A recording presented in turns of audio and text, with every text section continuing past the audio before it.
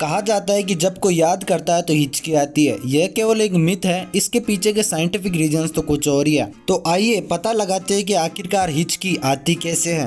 हिचकी शरीर के सबसे निचले हिस्से डायफ्राम से यानी शुरू होती है, जो कि फेफड़ों और पेट के बीच में गोलाकार मसल्स होती है। जब हम सांस लेते हैं तो डायफ्राम इसे नीचे की तरफ खींचता है।